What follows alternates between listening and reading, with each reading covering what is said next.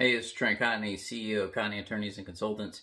I want to get a special industry update out on the new OSHA Emergency Temporary Standard and the relaxed guidance on the federal contractor mandates.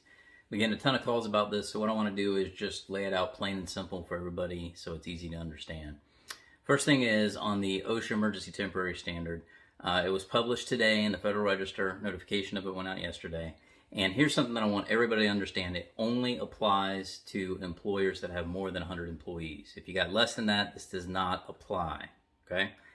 Next thing that you need to understand is that you are going to have to vaccinate your employees, or you're going to have to require unvaccinated employees that are working in person to begin wearing masks by December 5th and provide a negative COVID test by on or before January 4th, 2022.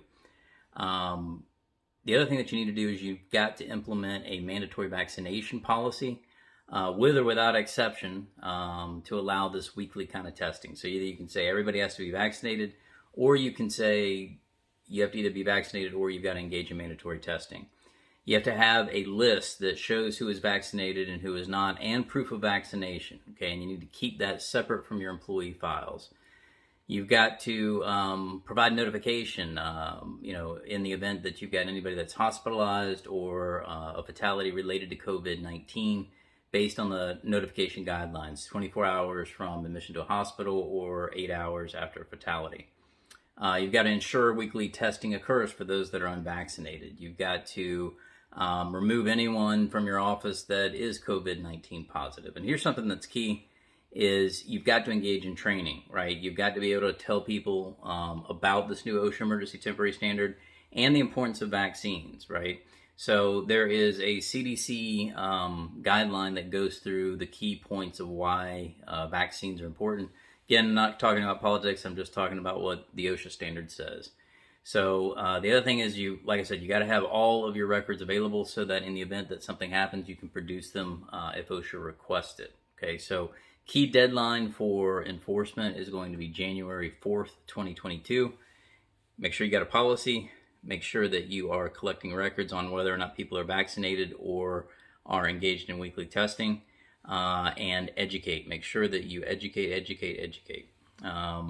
Next thing I want to talk about is the Executive Order 14042. This was the federal vaccine mandate. Recently, the Biden administration put out some additional guidance that somewhat relaxed the rules. They didn't get rid of them, but it somewhat relaxed it. Basically, it said that December 8th deadline for contractors to comply in the event that they've got a contract provision in their contract that requires vaccination. It's not necessarily hard and fast. There is some flexibility there as far as processing. If you have requests for accommodation or something along those lines, then you can obviously get 2 or 3 weeks to respond to that, but you're still going to have to respond. That's the key thing. The other thing that you need to know is that this guidance has said that the contractor is responsible for determining the means of enforcement. So what you can do is you can have a policy where you encourage people to get vaccinated, you educate, you do all this stuff, then you engage in discipline, right? You should always go through the education process first before you go straight to discipline in the event that you've got employees that do not want to get vaccinated. You can request an accommodation. Employees have the ability to do that. If an employee requests for an accommodation, whether it's for religious or medical reasons, you go through the normal accommodation process.